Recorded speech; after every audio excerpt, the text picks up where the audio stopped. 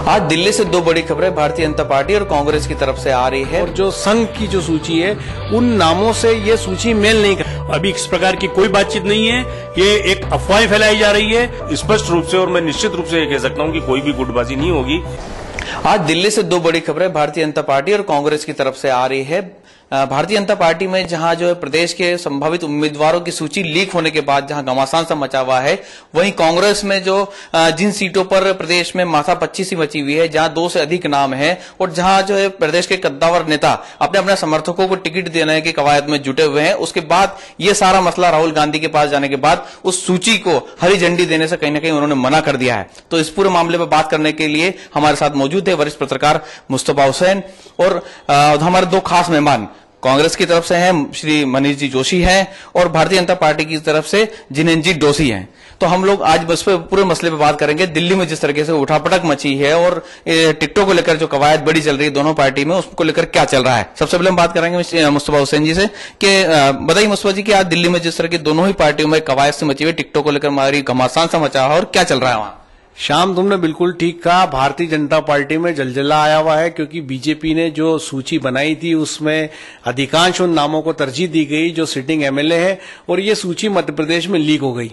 इस सूची के लीक होने से तूफान इसलिए मचा कि जो मध्य प्रदेश में जो विस्तारक है और जो संघ की जो सूची है उन नामों से ये सूची मेल नहीं खाती, क्योंकि अधिकांश जो विधायक है उनके खिलाफ एंटी इनकम्बेंसी है और सर्वे की रिपोर्ट्स में भी उनके नाम नहीं है। तो ऐसे में जब लोगों को ये पता चला, जो पीछे से संभावित प्रत्याशी थे और उनको ये पता चला कि जो ये सूची गई है इसमें हम लोगों के नाम नहीं है, तो ये लीक होने के बाद तूफान मच गया।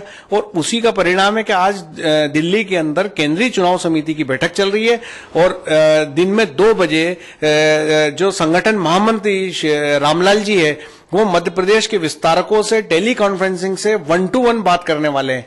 और जो भोपाल में भारतीय जनता पार्टी ने अपना चुनावी वार रूम बनाया है, जो अमृत राय जी देखते हैं, वो ये पूरा मैनेज कर रहे हैं और 2 बजे से पूरे मध्य प्रदेश के जितने भी विस्तारक है वो ऑनलाइन रहेंगे और सीधे रामलाल जी उनसे बात करेंगे और एक एक सीट पे 1-to-1 बात होगी कि इस सीट के ऊपर इसका नाम है, क्यों है और होना चाहिए और क्या नहीं होना चाहिए।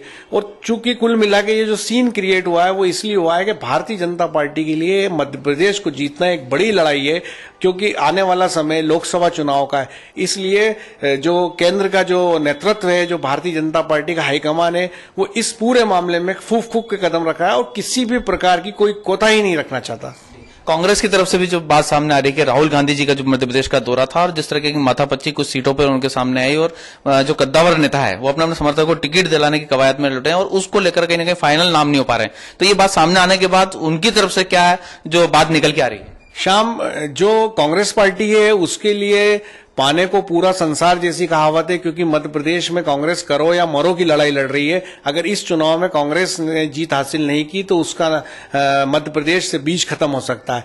ऐसी स्थिति में अभी जब राहुल गांधी मध्य प्रदेश आए थे तो उनको लोगों ने बताया कि टिकटों को लेकर गुटबाजी पनप रही है, लोग अपने अपने चहेतों को टिकट दिलाने के लिए बात कर रहे हैं। तो राहुल गांधी जी ने साफ तौर पर यह कह दिया कि जिन पूरे मध्य प्रदेश में जो होमवर्क किया गया है, जो सर्वे रिपोर्ट्स निकलवाई गई है, उस आधार पर टिकट दी जाए। अगर उसके इतर कोई नहीं जाएगा और उन्हीं नामों को तरजीह दी जाएगी जिसमें सर्वे रिपोर्ट्स में उनके नाम आए।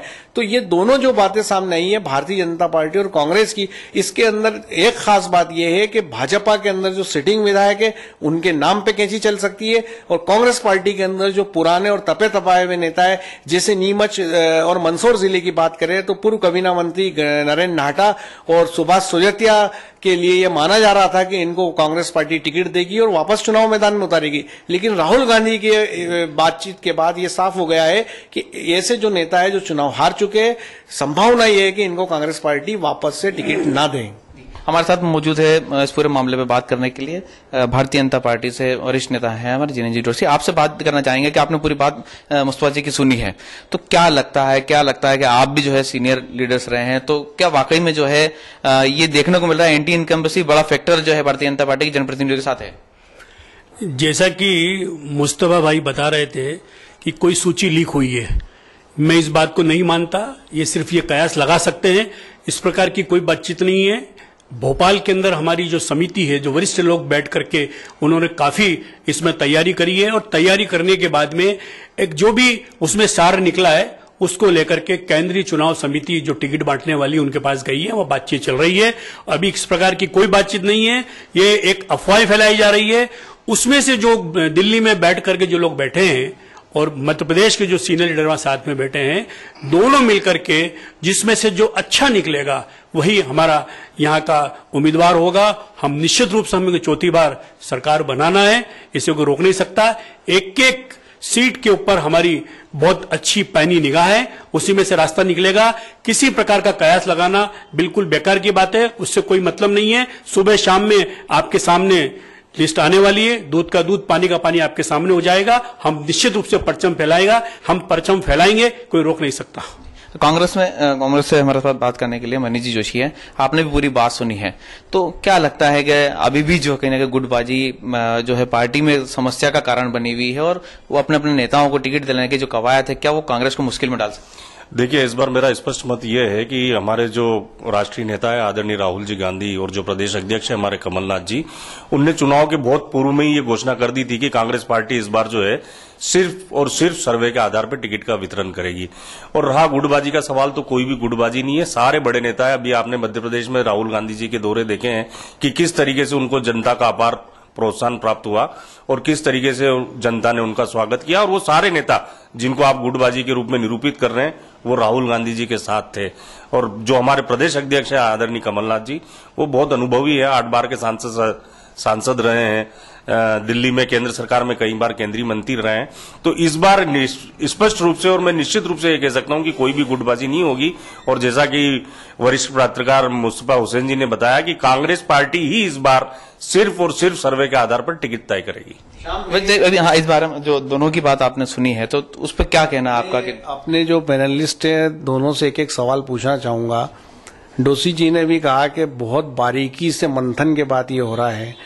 मेरा डोसी जी से पूछना है कि जो अमित शाह जी ने सीधे रिपोर्ट्स विस्तारकों से मंगाई, और चूंकि एक परिपाटी रही है कि राष्ट्रीय स्वयं संघ भी अपने नाम सुझाता है बीजेपी को, तो क्या जो भारतीय जनता पार्टी ने सूची बनाई और जो नाम विस्तारकों के और संघ की तरफ से गए, किस प्रकार की जानकारी आपके पास? क्या ये स्कूटनी अब दिल्ली में होगी कि वो मध्य प्रदेश में हो चुकी है स्कूटनी?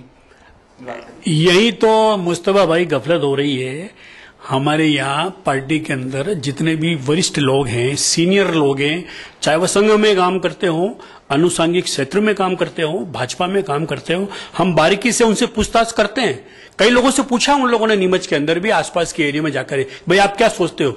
वो सब सोच करके आंकलन करते हैं कि इस बार हमारा उम्मीदवार कौन हो सकता है, कौन जीत सकता है, कौन पार्टी की साख को बढ़ा सकता है। उसके बाद ही निर्णय होता है। संघ की सूची अलग और विस्तारक की सूची अलग और प्रदेश की सूची अलग, ये सिर्फ कयास लगाने की बातें हैं। इस प्रकार की कोई बातचीत नहीं है। सब प्रकार से बातें इकट्ठा होने के बाद में हम विचार करते हैं और वही हमारा जीत का उम्मीदवार होता है। दूसरी बात मैं कहना चाहता हूं, हमारी पार्टी में यह संस्कृति नहीं है कि जैसी कांग्रेस के अंदर है, पार्टी गई तेल लेने, इन शब्दकोश का हमारे यहां कोई समावेश नहीं है, न हम इस प्रकार की बात करते हैं। हम पार्टी के संगठन के निष्ठावान कार्यकर्ता लोग हैं और पार्टी बहुत सोच समझ करके छान करके अपना उम्मीदवार लाती है। चूंकि चौथी बार हमको सरकार बनाना है, हम किसी भी प्रकार की चूक करना नहीं चाहेंगे और सुबह शाम में आपके सामने लिस्ट आ जाएगी, हमारा जीत का उम्मीदवार आएगा, हम निश्चित परचम फैलाएंगे। पार्टी गई तेल लेने, इस बात का जवाब तो मनीष जी देंगे। मनीष जी, मेरा एक बात और ये कहना था कि जैसा कि दिल्ली से खबरें आ रही है कि जो मीनाक्षी नटराजन है, जो मालवा में राजनीति करती है, यहाँ से खुद चुनाव लड़ी है, जो उनकी जो सूची है उनमें जो नाम उन्होंने चुनाव समिति को दिए, वो अधिकांश उनमें से वो नाम है जो सर्वे रिपोर्ट से मेल नहीं खा रहे हैं। और ऐसे में जो मीनाक्षी नटराजन की जो सूची है उनमें से अधिकांश उम्मीदवारों के नाम कटने की खबरें आ रही है। आपका क्या कहना है इसमें? नटराजन जी के जो नाम दिए हैं प्रस्तावित, तो कटने की। देखिए, मेरा स्पष्ट रूप से ये मानना है, मैंने मीनाक्षी जी के साथ बहुत काम किया और आज भी मैं काम करता हूं। मीनाक्षी जी के वही उम्मीदवार हैं जो भारतीय राष्ट्रीय कांग्रेस के उम्मीदवार हैं और जो जीतने वाले उम्मीदवार हैं वो मीनाक्षी नटराजन जी के उम्मीदवार हैं। जैसा कि आपने देखा है कि मीनाक्षी जी ने भी पिछला जो लोकसभा चुनाव लड़ा उसमें वो खुद आम कार्यकर्ताओं की वोटिंग से सांसद का चुनाव लड़ने के लिए उनको तैयार किया गया था और वो उस आधार पर चुनाव लड़ती है। तो मुझे नहीं लगता कि मीनाक्षी जी ने अपनी कोई लिस्ट दी होगी, क्योंकि उनका तो उम्मीदवार वही है जो जीतेगा और जो कांग्रेस की झोली में जो सीट डालेगा। रही बात तेल लेने की, तो इस सरकार में, मोदी सरकार में और शिवराज सरकार में इनको एक ही बात का क्रेडिट जाता है और वो जाता है इनके मीडिया सेल का। इनका जो भाजपा का जो मीडिया सेल है वो किसी भी वीडियो को एडिट करने में माहिर है, चाहे वो आलू से सोना बनाने वाली हो, चाहे राहुल गांधी जी शाकाहारी भोजन खाए तो उसको वो मांसाहारी बना दे, और चाहे इनकी पार्टी को हमारे जो आदरणीय जीतू पटवारी जी उन्होंने कहा बीजेपी तेल मिल लेने जाए, तो इनके इतने होशियार हैं और इनकी सरकार में इनके मीडिया सेल प्रभारी को यही सिखाया गया और ये यही करते हैं।